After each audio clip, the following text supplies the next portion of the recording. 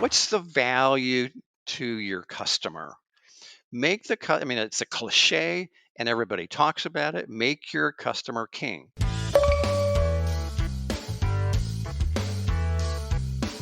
Today we have Dan Edds, business consultant and author of the new book, Leveraging the Genetics of Leadership. Welcome, Dan. Hi, Ryan. It's great to be with you. Oh, thanks for being on. We're interested. Can you start by giving us a bit of information about your business? Sure. Well, I've been in the consulting business for over 25 years now, and most of that work has been in public sector, education, higher ed, healthcare, um, a little bit of manufacturing, um, and it's I've been kind of a generalist, but right now I'm actually winding that practice down. I think I'm just getting ready to sign my last contract because I've got a new venture that I'm really excited about, and maybe we can talk a bit about that. It really has to do with the book that you just referenced. Yeah, for sure. I'm interested. What's happening? Well, like I said, I've been working with organizations for 25 plus years, and about 5 years ago, maybe even longer than that, I asked myself the question one time, you know, how do high impact organizations approach the practice of leadership? My work really had not focused on leadership, but I certainly saw and felt the impact of both effective leadership and really lousy leadership. And so I got looking at how do high impact organizations approach it. And I ended up defining a high impact organization as one that has both high employee engagement and they're delivering unparalleled customer value. Imagine, if you will, the way I describe that is an organization. I'm actually thinking of a manufacturing company with like 200 employees. Every employee is thoroughly engaged with that organization emotionally, mentally, intellectually, and they provide so much value to their customers that they actually have a waiting list of people who want to do business with them. And you say, I want to call them up, I want a price on their products and services. They're going to say, okay, send me your value statement, because if they don't have alignment with values, they won't do business with you. And they could actually pick and choose the corporations they do business with. And though you'd never heard of the company, if I told you their customers, every one of them are national and international brands that you would probably recognize almost every one. Wow, that is great. And so, having that experience now, having seen that, and having been delving into this now for a little while, Mhm. where do you think you can bring the most value to the marketplace? Well, it's really it's looking at leadership from a different perspective. So 90%, maybe 95% of the literature or the training on leadership is really about personal traits, personal skills, um, personal characteristics. Yet when you look at leadership through the lens of the organization, that doesn't work, because every organization, right or wrong, good or bad, has a prescribed way of doing leadership. Might be a bad way, it might be a good way, but there is a prescribed way of doing leadership, which is one reason why researchers from places like McKinsey, Google, or not Google, Gallup, um, Harvard, Harvard University, Stanford University, major institutions are saying, "Hey, wait a minute, the way we're approaching leadership, especially here in the States, doesn't work anymore."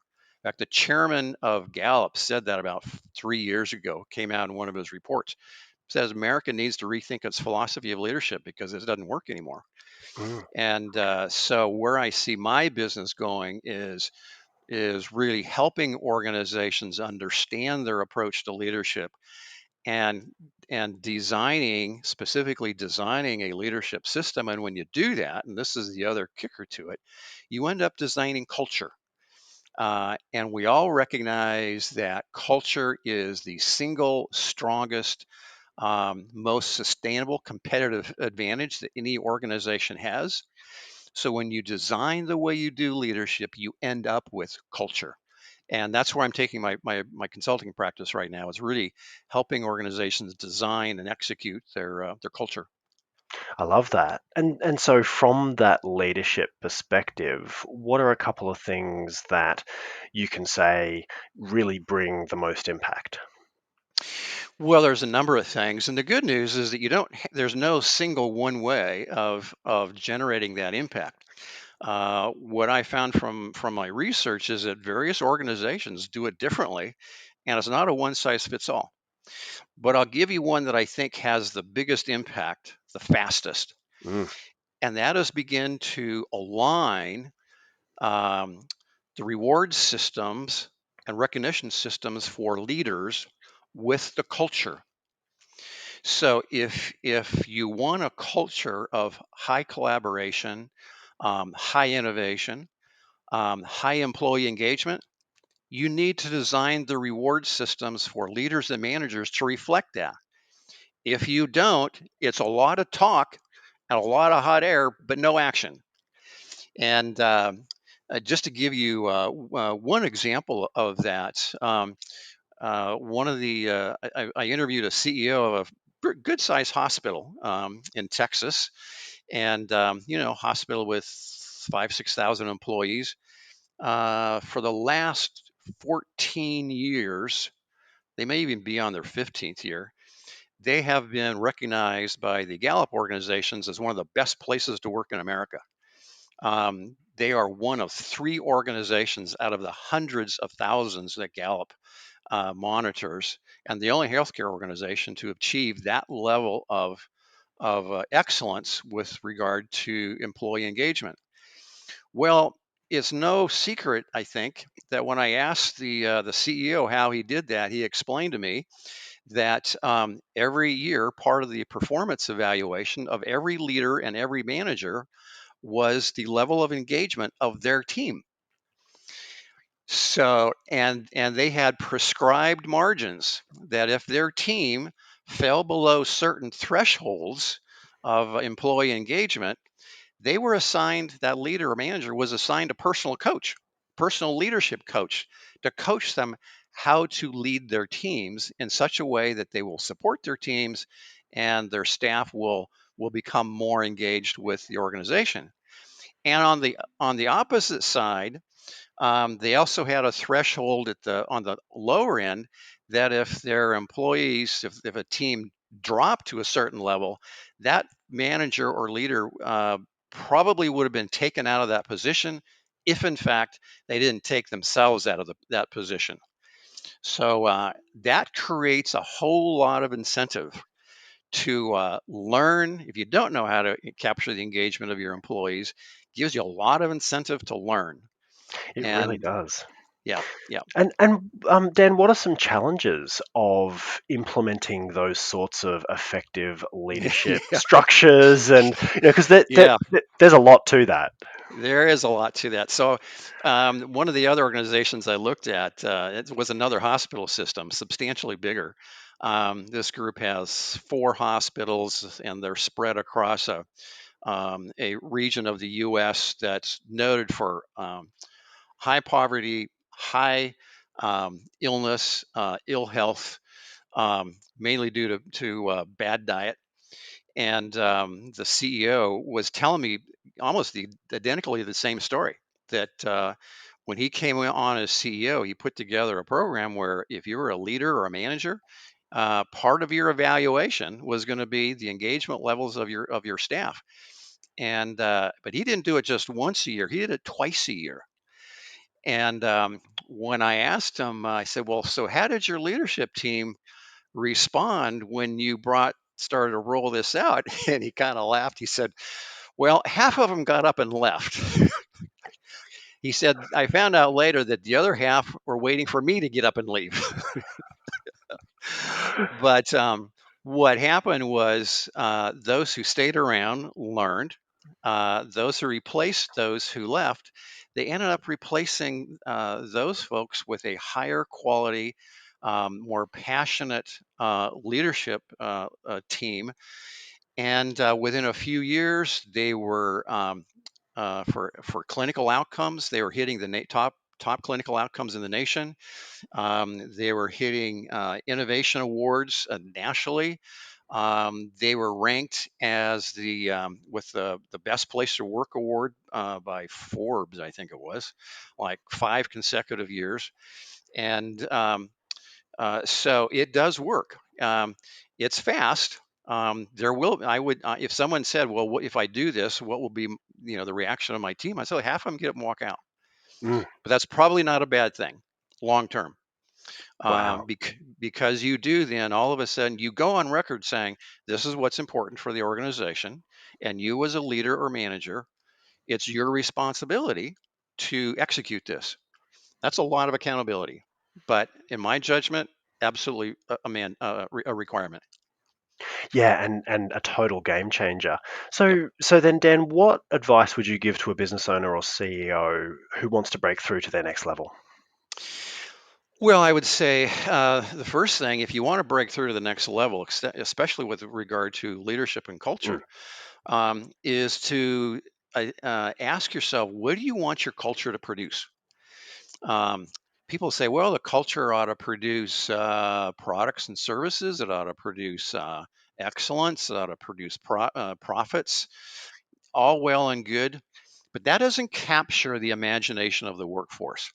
The big idea there is, what's the value to your customer?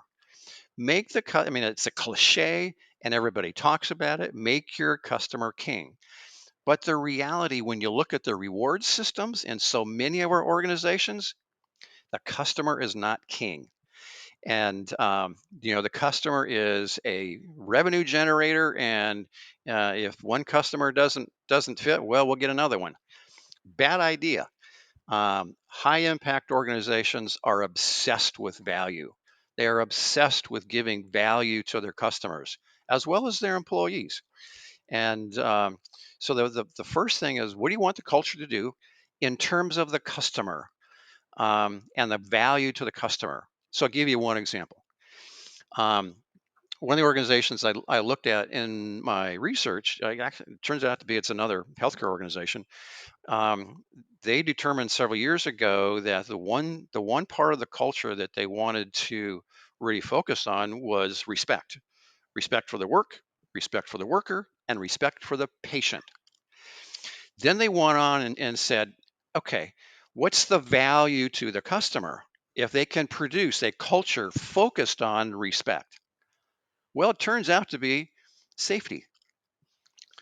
Safety for the workers, but more than anything, well, not more than, equal to safety for their patients, which doesn't sound like a big deal. But when you look at safety in hospitals, not just here in the States, but internationally, uh, one of the major causes of death, like the third or fourth leading cause of death in America, I don't think it's any different worldwide, is avoidable accidents in hospitals.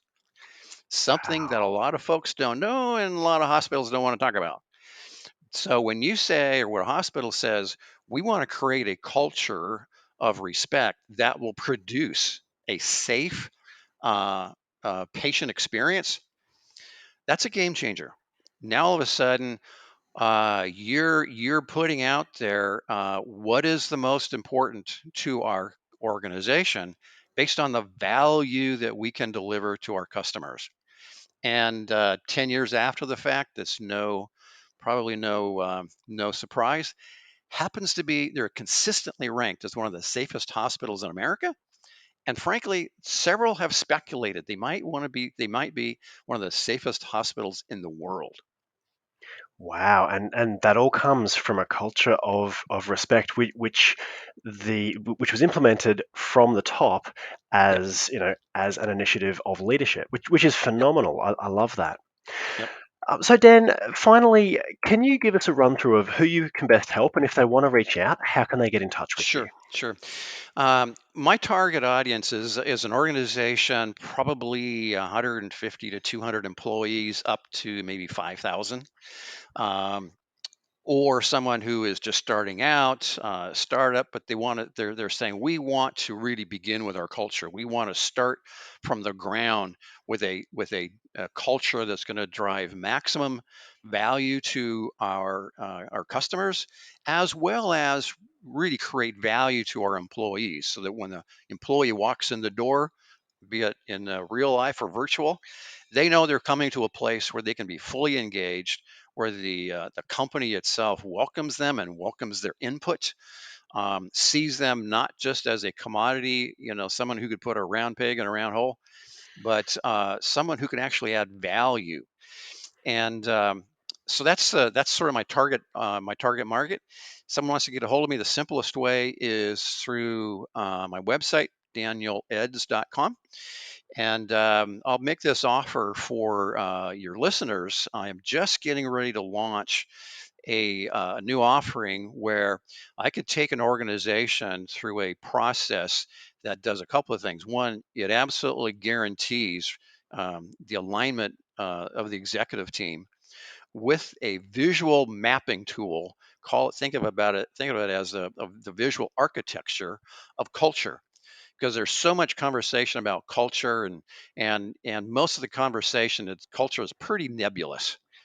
But when you look at culture through the lens of leadership, you automatically gain a whole lot of clarity, and it comes right down to very specific tasks that leaders need to perform on a regular and routine basis.